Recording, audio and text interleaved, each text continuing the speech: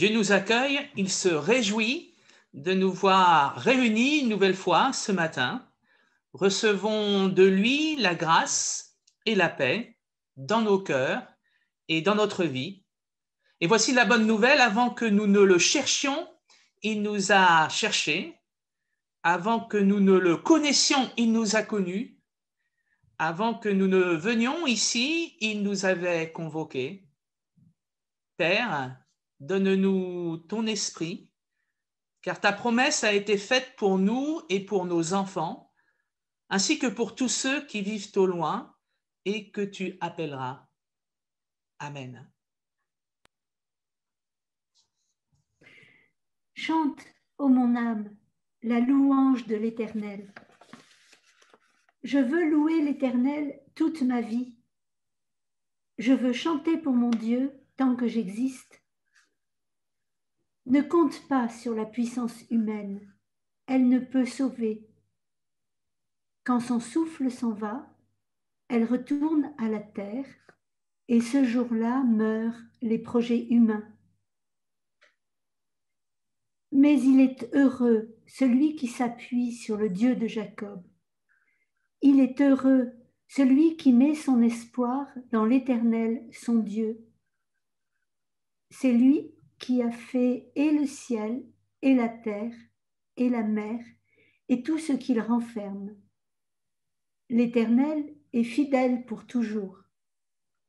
Il fait justice aux opprimés, aux affamés, il donne le pain. L'Éternel nous délivre de nos chaînes. L'Éternel ouvre les yeux des aveugles. L'Éternel redresse les accablés. L'Éternel aime le juste. L'Éternel protège celui qui est seul. Il soutient celui qui en a besoin. Il dévie le mal. D'âge en âge, l'Éternel régnera. Il est ton Dieu, ô Jérusalem, pour toujours.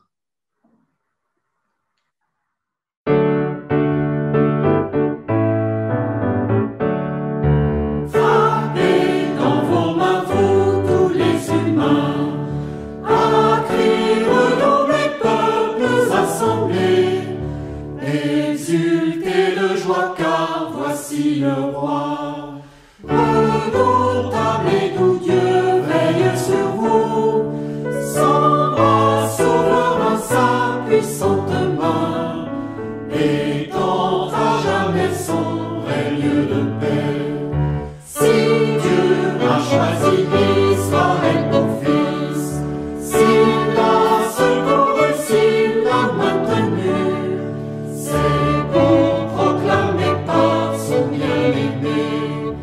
En moi s'uniront toutes les nations. Il faut maintenant que s'ouvre tout grand. Partout pour toujours mon règne d'amour. Peuple racheté, viens ici chanter. De tes oppresseurs voici le vainqueur. Fais sonner du corps Dieu est juste et fort. Chantez, tous chantez sa grande bonté. Il vient rétablir, il fait resplendir. Plus haut que les cieux, le règne de Dieu.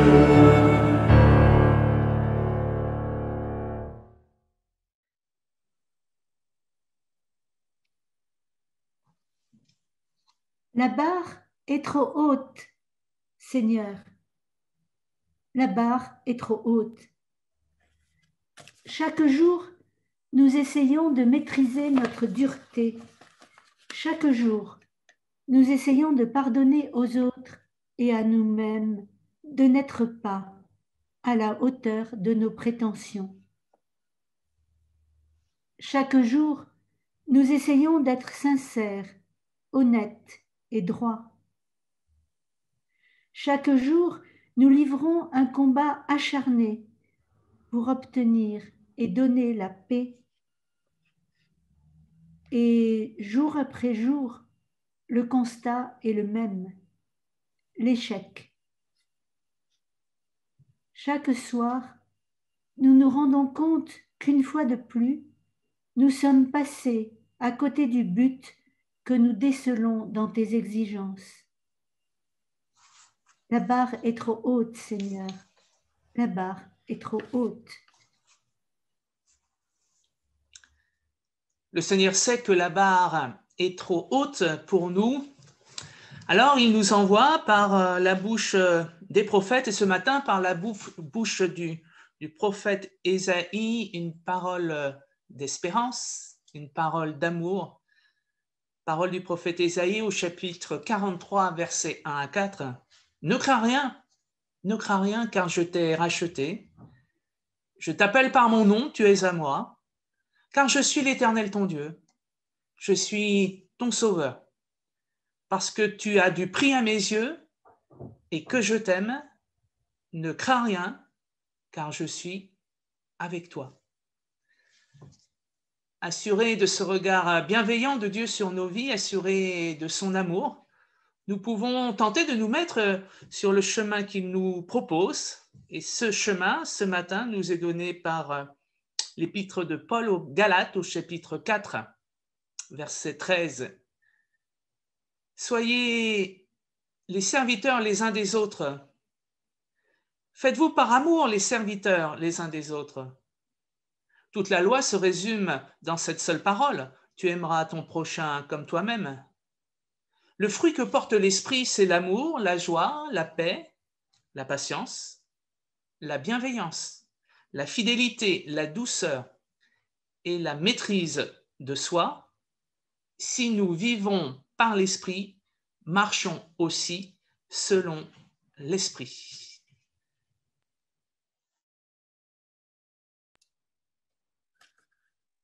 Nous prions. Ô notre Dieu, ta parole est comme le feu. Éclaire-nous. Ta parole est comme l'eau. Rafraîchis-nous. Ta parole est comme le ciel. Élargis-nous. Ta parole est comme la terre. Enracine-nous. Nous lisons dans la première épître aux Corinthiens, au chapitre 7, les versets 29 à 35.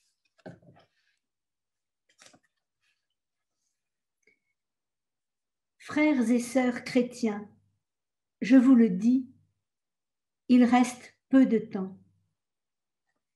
Dès maintenant, ceux qui ont une femme doivent vivre comme s'ils n'en avaient pas. Ceux qui pleurent doivent vivre comme s'ils ne pleuraient pas. Ceux qui sont dans la joie doivent vivre comme s'ils n'étaient pas dans la joie. Ceux qui achètent doivent vivre comme si les choses achetées n'étaient pas à eux. Ceux qui profitent de ce monde doivent vivre comme s'ils n'en profitaient pas. En effet, le monde d'aujourd'hui ne va pas durer toujours. Je voudrais que vous soyez sans inquiétude. Celui qui n'est pas marié s'occupe des affaires du Seigneur. Il cherche à plaire au Seigneur. Mais celui qui est marié s'occupe des affaires du monde. Il cherche à plaire à sa femme et ainsi il est partagé. La femme qui n'est pas mariée ou la jeune fille s'occupe des affaires du Seigneur. Elles cherchent à lui appartenir totalement en lui donnant toute leur personne. Mais la femme mariée s'occupe des affaires du monde. Elle cherche à plaire à son mari. Je vous dis cela dans votre intérêt et non pour vous tendre un piège. Je souhaite que vous choisissiez ce qui est mieux en vous attachant au Seigneur sans tiraillement.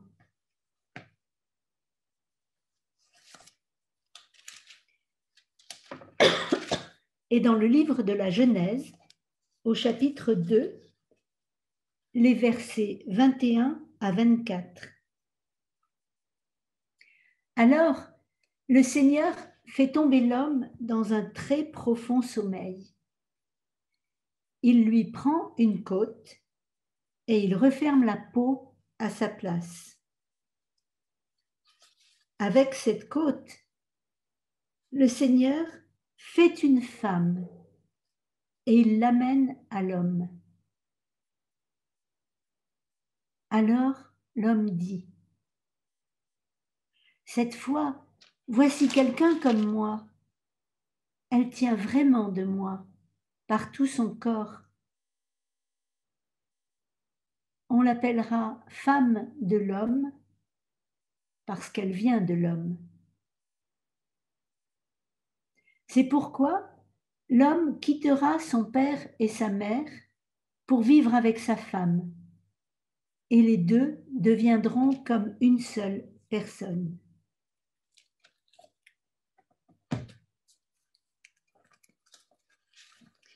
Et dans l'évangile de Marc, au chapitre 1, les versets 21 à 28.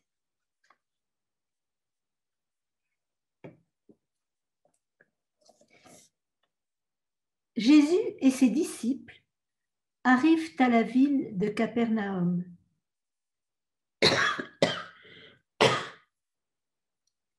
Le jour du sabbat, Jésus entre dans la maison de prière et il se met à enseigner. Ceux qui l'entendent sont très étonnés par sa façon d'enseigner. En effet, il n'enseigne pas comme les maîtres de la loi. Il le fait avec l'autorité que Dieu lui donne. Juste à ce moment, un homme qui a un esprit mauvais en lui entre dans la maison de prière. Il se met à crier, « Jésus de Nazareth, qu'est-ce que tu nous veux? Est-ce que tu es venu pour notre malheur? Je sais bien qui tu es, toi. Tu es le Saint que Dieu a envoyé. »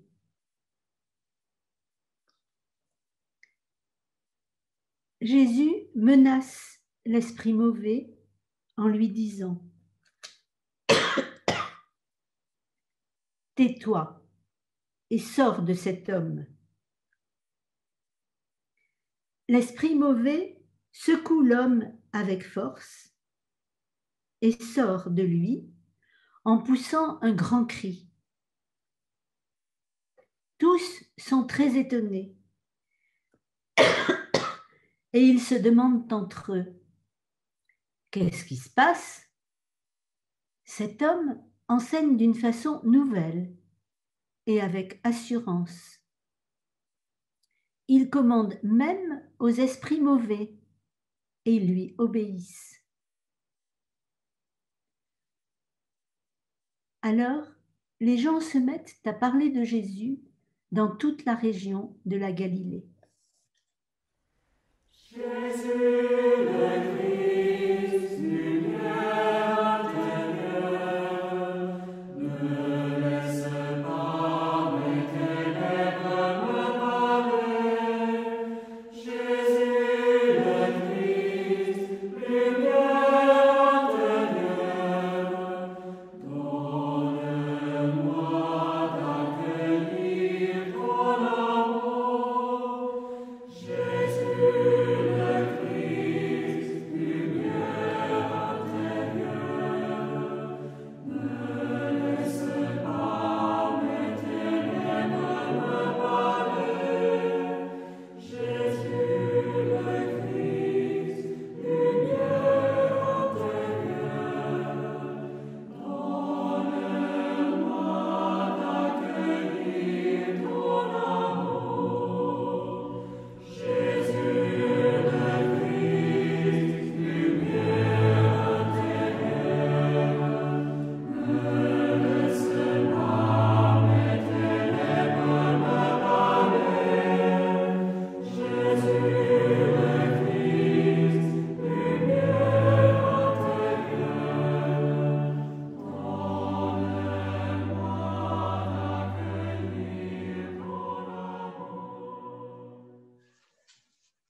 j'ai relu il y a quelques jours un livre de Jacques Ellul, un théologien qui est passé un petit peu dans l'indifférence. En tout cas, quand j'ai commencé mes études de théologie, par exemple, je n'ai jamais entendu parler de Jacques Ellul. Et il a fallu après, dans le cadre de mes lectures personnelles, que je chemine avec lui pour comprendre, et je ne suis pas évidemment le seul à l'avoir compris, combien sa pensée était profonde. Et certains théologiens disent que finalement, Jacques Ellul était l'homme qui avait tout prévu, qui avait tout pensé à l'avance, et notamment il était précurseur dans la pensée écologique, en disant que l'homme se devait d'être en communion avec la planète, et qu'il avait ce devoir de respecter la création que Dieu lui avait confiée. Mais dans ce livre que j'ai vu, qui est un livre de fin de vie, hein, il l'a écrit à 75 ans, il est mort à 82 ans, donc ce livre, Ce que je crois, il partage vraiment une forme de sagesse de vie, hein. 75 ans, il a eu le temps de réfléchir, de penser, de vivre différentes expériences. Et si vous avez un peu de temps, je vous invite à lire ce livre. Et dans ce livre, notamment, il explique quelle est sa manière de comprendre la Bible, et même de réfléchir à la manière d'être au monde. Et en cela, il le dit de manière très, très claire, il est influencé par la pensée d'Hegel et de Marx, la pensée dialectique. Pour lui, il n'y a pas d'autre manière de penser le monde que de la penser de manière dialectique. Et il dit, c'est aussi comme cela qu'il faut comprendre et entendre les textes bibliques. Au cœur de la révélation biblique, il y a une dialectique qui est pensée, qui est pensée et qui est posée. Et ce matin, nous entendons bien cette dialectique posée entre ce texte de la Genèse, hein, qu'on connaît très bien, hein, qui est lu la plupart du temps lors des bénédictions nuptiales, hein, appelle à tout être humain de quitter sa famille pour s'unir avec un autre soi-même, qui va devenir l'os de ses os, la chair de sa chair. Donc exhortation vraiment à fonder un couple et à donner droit à ce couple. Et puis, vous l'avez entendu, je le pense, l'apôtre Paul, dans cette épître qu'a relue Christine, qui exhorte au contraire les chrétiens à ne pas s'occuper des choses du monde, donc à ne pas s'occuper de leurs richesses, à ne pas faire prévaloir d'abord leurs sentiments, s'ils sont joyeux, qu'ils ne soient pas joyeux, s'ils ont du bien, qu'ils ne s'occupent pas de leur bien, mais qu'ils soient consacrés tout et entièrement au Seigneur. Hein. C'est ça la décision ultime de leur vie, ne prendre en compte que ce qui concerne le Seigneur. Donc là, clairement, vous entendez bien la dialectique qui est posée. Que doit-on privilégier? L'exhortation de l'Ancien Testament, donner du temps à son mari, donner du temps à sa femme, donner de son cœur, donner de son âme, et cela est important pour celui qui a écrit ce texte hébraïque. On croit qu'il est évidemment inspiré. Ou doit-on donner droit à cette exhortation ultime de l'apôtre Paul, qu'il faut tout consacrer au Seigneur, et que celui qui ne consacre pas toute sa vie, toute son âme, toute sa force au Seigneur, eh bien, n'est pas véritablement dans la volonté du Seigneur. Tenir les deux, tenir l'Ancien Testament et tenir le Nouveau Testament. Et comment les tenir? Je le crois d'abord en les prenant au sérieux, chacun d'entre eux. Parce que la facilité, évidemment, c'est de dire moi, je vais privilégier le Nouveau Testament, hein, c'est les textes les plus récents, et l'Ancien Testament, je ne m'en préoccupe pas. Hein, cette tentation, voilà, facile d'écarter l'un ou l'autre, ou inversement. Et je crois que respecter la parole de Dieu, en tout cas respecter les Écritures, c'est donner droit à chacun de ces textes, oui.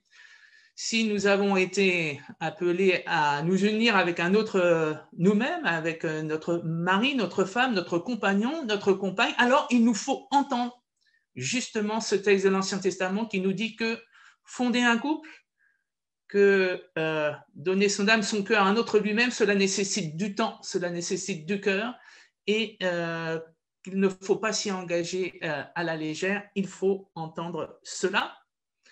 Et de la même manière, il nous faut entendre aussi la radicalité de l'Évangile, la parole de Jésus-Christ qui dit à ses disciples, « Toi, suis-moi, abandonne ta famille, abandonne ta femme, abandonne tes enfants pour me suivre parce que telle est ma volonté et tel est le juste chemin pour être à mon service. » Et sous-estimer cet appel-là, c'est sous-estimer aussi la radicalité de l'Évangile. Hein. Ce que nous a dit par exemple Dietrich Bonhoeffer dans son livre que l'on connaît particulièrement bien, hein, Le prix de la grâce, qu'il dit que suivre le Christ à un moment, eh bien oui, c'est en payer le prix, ou comme l'a dit Jésus-Christ lui-même, qu'en tant que chrétiens, nous avons chacun d'entre nous apporté notre croix. Voilà, on ne peut pas le dire de manière plus forte. Hein. Être chrétien exige certaines ruptures, certains abandons afin de pouvoir suivre le Christ. Alors, comment faire tenir ces deux exhortations qui, a priori, s'opposent? Il me semble, à la lecture du texte de l'épître de Paul que nous avons reçu ce matin, qu'il y a un indice qui nous est donné, qui nous permet de réconcilier cette tension dialectique. C'est cette petite phrase, « Les temps sont courts ». Les temps sont courts, nous dit l'apôtre Paul. Et il faut se replacer dans le contexte dans lequel parle l'apôtre Paul. On le sait donc d'après cette lettre aux Corinthiens, et on le sait aussi dans d'autres lettres qu'il nous a partagées, notamment dans sa lettre aux Thessaloniciens. L'apôtre Paul est persuadé que le royaume de Dieu va arriver de manière imminente. Il est persuadé que Jésus-Christ, et bien sûr, il le sait, il est ressuscité d'entre les morts, qu'il est remonté vers le Père, mais que sa venue, son retour dans le monde réel, dans l'histoire des hommes, c'est pour bientôt, c'est pour dans quelques jours, c'est pour dans quelques semaines. Pour lui, je crois que ce n'est même pas de l'ordre de quelques années, c'est quelques jours, quelques semaines, peut-être un mois maximum. C'est pour ça que je crois bien que c'est dans sa lettre aux Thessaloniciens où il dit « Certains d'entre vous ne vont pas mourir avant même d'accueillir le royaume des cieux sur cette terre. » Donc, si on prend en compte ce contexte d'immanence du royaume, on comprend bien là que l'apôtre Paul dit, eh bien, si le royaume c'est imminent, c'est dans quelques semaines, quelques jours, quelques semaines, alors évidemment, notre appel, c'est de tout donner au Seigneur. Et nos identités terrestres, hein, identités de mari, de femme, de célibataire, de juif, de grec, etc. Toutes ces identités-là sont relatives par rapport à la seule identité dans ce temps d'urgence qui compte, c'est d'être les enfants bien-aimés du Seigneur et d'être prêts pour l'accueillir quand il va venir. Et encore une fois, ce retour est imminent. Donc, une manière, je le crois, de comprendre cette exigence que pose l'apôtre Paul, c'est la dimension d'urgence.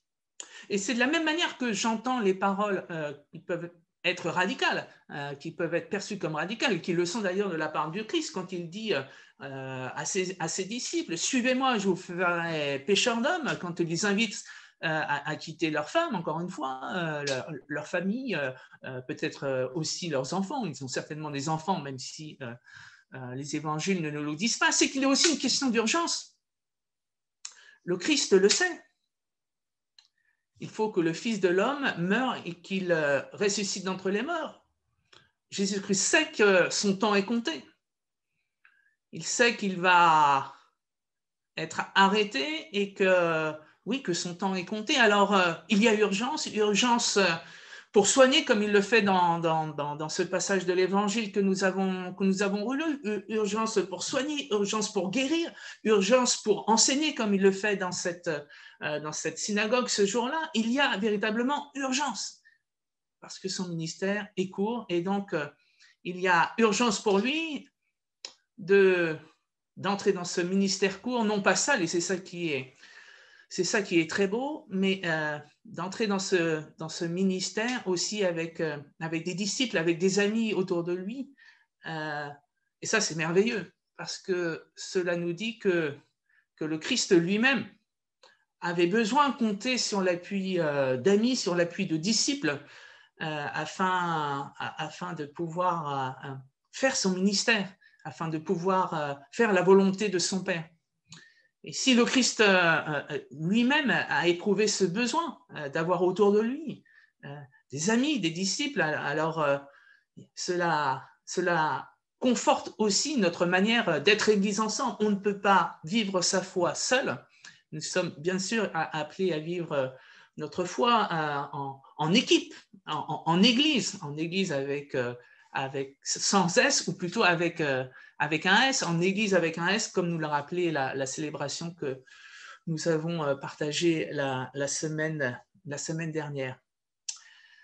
Donc, il me semble ce matin que tenir cette dialectique d'être fidèle à son mari et à sa femme, et d'être aussi fidèle à l'Évangile, d'être fidèle au Christ, est interprété dans cette dimension d'urgence.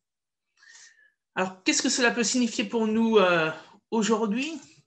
Qu'est-ce que cela peut signifier dans nos vies concrètes de donner du temps à son couple, à son mari, à sa femme, et aussi de donner du temps à l'Église, aux appels que nous entendons du Christ pour chacune et chacun d'entre nous. Eh bien, peut-être d'entendre que dans la vie de nos églises, il y a quelquefois des temps d'urgence où il est juste que nous abandonnions nos maris, nos femmes, nos enfants pour le service de l'Évangile. Il y a des temps d'urgence. Il y a des temps où le Christ a besoin de nous et qu'il lui faut lui donner ce temps. Ces temps et ces appels sont différents pour chacune et chacun d'entre nous, mais je le crois, nous devons entendre ces appels d'urgence. Et puis, une autre piste d'actualisation à laquelle j'ai pensé, c'est que en entendant cette dialectique que pose le texte biblique, dialectique entre, encore une fois, donner du temps à sa femme, son mari, à sa famille, et donner du temps au Christ, il y a cette idée que finalement, enfin là je parle évidemment en tant que protestant, il est juste de ne pas lire le texte de l'apôtre Paul de manière fondamentale, mais justement d'entendre la dialectique qui est posée, et donc il est juste, et je le formule comme ça, que les pasteurs soient mariés, et il est juste que les prêtres puissent être mariés. Parce que ce qui se joue, je le crois, aujourd'hui dans l'Église catholique, et je le crois comme cela s'est joué quand il a été pris la décision que les prêtres n'avaient plus le droit d'être mariés, ce n'est pas une dimension d'abord de sexualité, etc., de pureté, d'impureté autour de la sexualité. Ce n'est pas ça le problème, je crois. Mais c'est plutôt la vision de la part de l'institution, Église catholique, de dire qu'un homme, un prêtre non marié, un homme non marié va pouvoir consacrer beaucoup plus de temps au service du Seigneur, va pouvoir consacrer beaucoup plus de temps au service de l'Église, et qu'en tant que tel, d'une certaine manière, il sera, entre guillemets, un meilleur prêtre, et si les pasteurs n'étaient pas mariés, qu'il serait un meilleur pasteur. Je crois, je pense que vous l'avez compris, qu'avoir cette interprétation-là de la parole de l'apôtre Paul, c'est justement ne pas tenir cette dialectique, et notamment cette dialectique avec le texte de l'Ancien Testament, ce magnifique texte de l'Ancien Testament de la Genèse. Mais ceci étant dit, et je me permets de vous le partager parce que je suis pasteur, et parce que je suis marié, et parce que j'ai une famille aussi, tenir ces deux appels, d'être marié et d'être pasteur ou prêtre, ce n'est pas facile, et c'est une ligne de crête, et malheureusement la réalité de bon nombre de collègues, c'est que malheureusement ils ont divorcé. Alors, je fais appel à vos prières pour porter ce ministère de pasteur et de mari et de femme. Il a besoin vraiment, je le crois, de vos prières pour que cette dialectique puisse être tenue. Et pour finir, je voudrais partager avec vous un message d'espérance, une bonne nouvelle. Hier, il y a eu le premier module de la formation des prédicateurs laïcs et je me réjouis qu'un certain nombre de membres de notre Église, je crois qu'ils sont 6 ou 7, se lancent dans ce ministère de prédicateurs laïcs. On a eu un très beau partage, en tout cas moi je le ressenti comme cela. Hier, j'ai entendu, donc on a réfléchi au cours de ce premier module, ce qu'était la prédication et ce qu'elle n'était pas. Et j'ai retenu beaucoup de choses, notamment cette parole, c'est qu'une bonne prédication devait avoir une portée universelle. C'est là où elle était belle. C'est qu'elle ne devait pas s'adresser à un tel groupe ou à un autre, mais devait avoir une vocation universelle. Eh bien, j'entends dans les paroles de l'apôtre Paul, dans son épître aux Corinthiens, cette universalité quand il nous dit il n'y a plus homme ni femme. Je pourrais rajouter il n'y a plus ni mari ni femme mariée, il n'y a plus ni grec ni juif. Voilà, tous ces identités sont dépassées parce que nous sommes tous unis en Christ, mais en même temps, j'entends cela, que toutes ces identités, elles sont véritables et nécessaires. C'est que chacun d'entre nous, tel que nous sommes, avec nos identités, avec nos forces, avec nos faiblesses, mais tels que nous sommes une lumière particulière qui forme un arc-en-ciel et chacune des lumières que nous sommes, encore une fois, avec nos personnalités, avec nos différences, avec nos manières d'être au monde différentes, font que cet arc-en-ciel est magnifique. Et vous savez que dans l'Ancien Testament, l'arc-en-ciel, c'est le symbole de ce qui unit la terre et le ciel. Alors oui, je vous propose cette parole d'espérance que chacun d'entre nous, chacune d'entre nous, nous sommes ces lumières qui permettent que le monde qu'a créé l'Éternel soit éclairé de l'arc-en-ciel que nous faisons ensemble. Amen.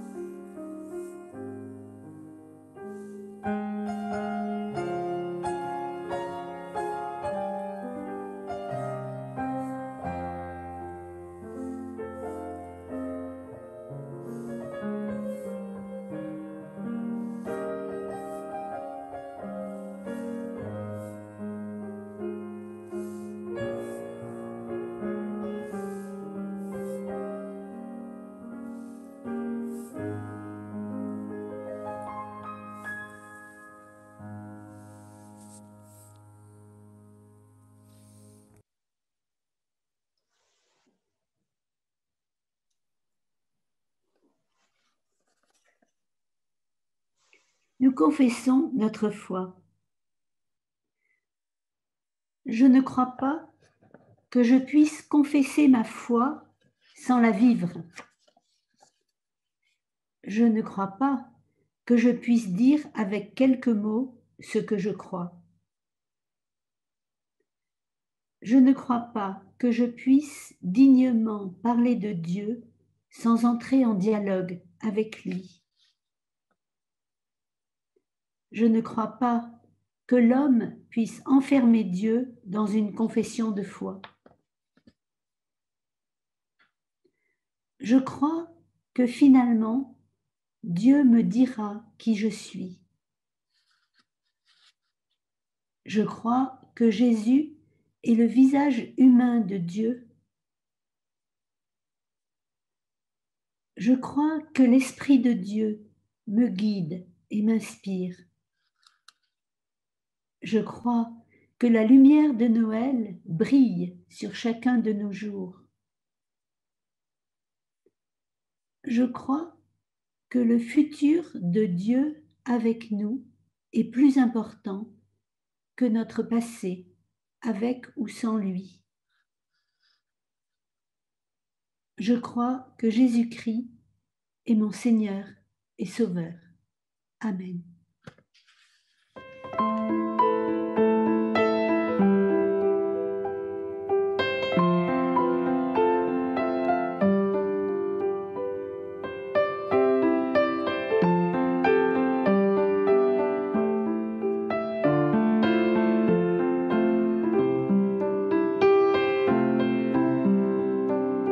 Dieu, tu es ma force, ma consolation, une lampe devant mes pas. Ta voix a triomphé de l'ouragan, remporté le combat. Tu m'offres chaque jour ton infaillible amour. Toi qui as fixé le cours des étoiles, sois mon ancre, sois ma voile. Tu étends mes ailes pour toucher les cieux, protégé par ta main. Ta grâce m'appelle à lever les yeux et suivre ton chemin.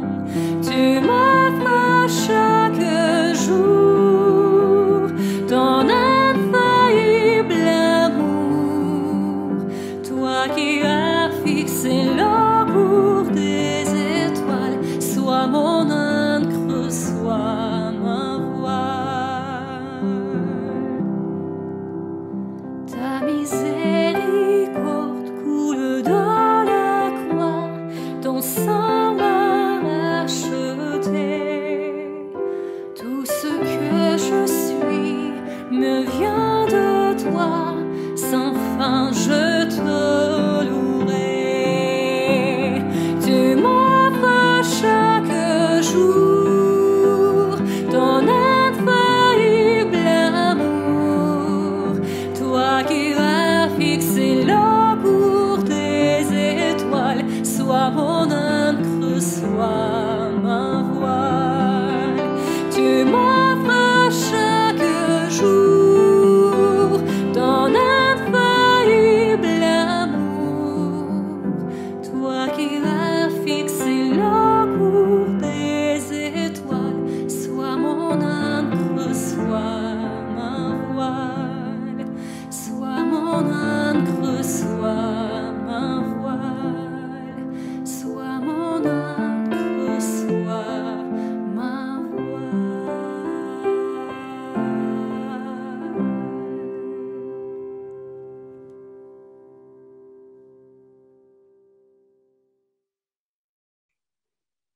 Quelques annonces pour ce temps de culte.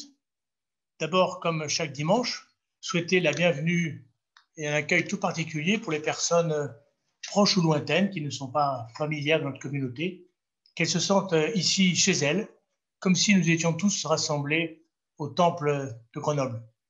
Et à propos de temple ouvert ou fermé, avec les contraintes sanitaires, le conseil presbytéral maintient sa politique de garder les cultes en visioconférence, comme ce matin, et une fois par mois, un culte en présentiel et visioconférence en même temps, peut-être d'un petit peu moins bonne qualité, mais présentiel et visioconférence au temple. Et ça sera dimanche prochain, 7 février, que nous aurons ce culte au temple avec Sainte Seine, mais également retransmis en direct en visioconférence. Si vous souhaitez venir au temple, merci de vous inscrire, puisque la jauge est limitée à 40-45 personnes. de vous inscrire en téléphonant au secrétariat et mettant votre nom sur le répondeur. Voilà, nous n'avons pas d'autres nouvelles concernant la vie de notre Église. L'actualité des réunions, toujours par visioconférence, se trouve sur le site Internet, mais je signale comme d'habitude la réunion de prière le mardi, la conférence téléphonique de prière, le mardi à 11h30, tous les renseignements sur notre site. Et puis, s'il y a d'autres nouvelles à partager, n'hésitez pas à rester après le culte, rallumer vos caméras, et puis on se fera un petit coucou, un petit bonjour, et prendrons éventuellement des nouvelles les uns des autres. Donc un l'after, comme on dit chez les jeunes, l'after culte après ce culte. Mais auparavant, c'est aussi maintenant le moment de l'offrande. Je pense que tout le monde maintenant est habitué à utiliser le clic de son ordinateur pour faire un don à l'Église par Internet. Le don en ligne est quelque chose qui a marché, et d'ailleurs nous en parlerons à l'Assemblée générale, mais les finances de notre Église arrivent à traverser cette crise grâce au don en ligne et à la fidélité de tout le monde. N'hésitez pas donc à vous connecter sur le site de la paroisse après ce culte pour faire votre offrande. C'est le moment de l'offrande.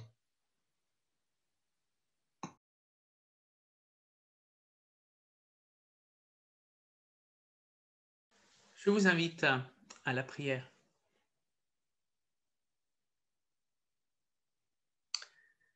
Seigneur, merci de nous redire ce matin que chacune d'entre nous, nous sommes une couleur particulière et essentielle de ton arc-en-ciel. Merci de nous dire aussi que tu nous fais pleinement confiance, comme le Christ avait confiance dans ses disciples, qu'il avait besoin d'eux pour qu'il puisse poursuivre son ministère, que lui-même, le Christ, ton Fils, Père éternel, avait besoin de cette communion fraternelle autour de lui pour pouvoir continuer à porter sa croix. Seigneur, merci de présenter devant nous ce double appel de rejoindre celui qui doit être notre autre nous-mêmes, notre mari, notre femme, et aussi cet appel à te suivre, à abandonner tous nos ancrages pour répondre à ton appel. Seigneur, merci pour la grande liberté que tu nous donnes, cette liberté pour certains d'être célibataires, parce que tel est leur appel, parce que tel est leur choix, parce que tel est leur désir. Et comme l'a rappelé Philippe, merci pour cet appel donné à Madame Pétrequin. Merci pour le service qu'elle a rendu à l'Église, mais pas simplement à l'Église, à tous ceux qui ont croisé sa route. Et merci aussi pour cet appel que tu donnes à d'autres de ne faire qu'un avec un autre lui-même, avec son mari et sa femme. Seigneur, Simone Beckert a eu cette grâce, elle aussi, d'être mariée. Et nous faisons mémoire d'elle au cœur de cette célébration. Oui, nous prions pour les familles de Madame Beckert et de Madame Pétrequin. Seigneur, cette dialectique que posent les textes bibliques, dont a fait écho Jacques Ellul, cette dialectique est quelquefois difficile à porter. C'est un chemin de crête. Nous avons besoin de ton esprit pour être sages.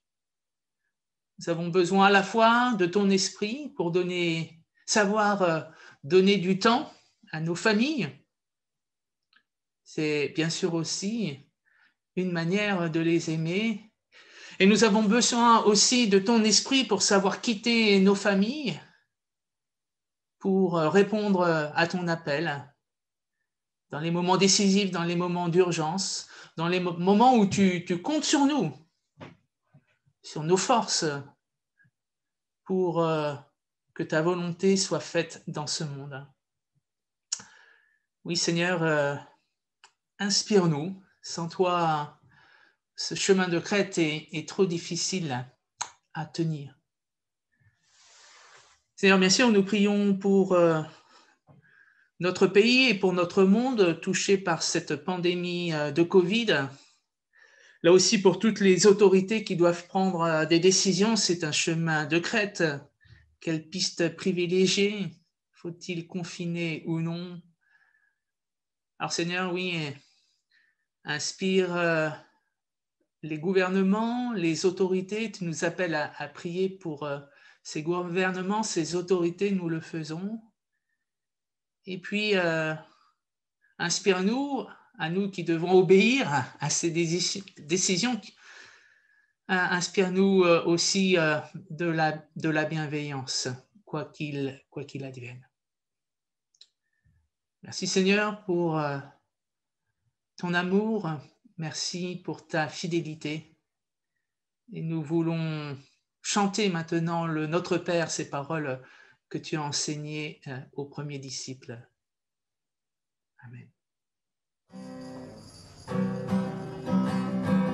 Notre Père qui es aux cieux, que ton nom soit sanctifié, que ton règne vienne, que volonté soit faite sur la terre comme au ciel. Donne-nous aujourd'hui notre pain de ce jour. Pardonne-nous nos offenses, comme nous pardonnons aussi à ceux qui nous ont offensés. Ne nous laisse pas entrer en tentation, mais délivre-nous du mal. Car c'est à toi qu'appartiennent le règne, la puissance et la gloire, pour les siècles des siècles. Amen.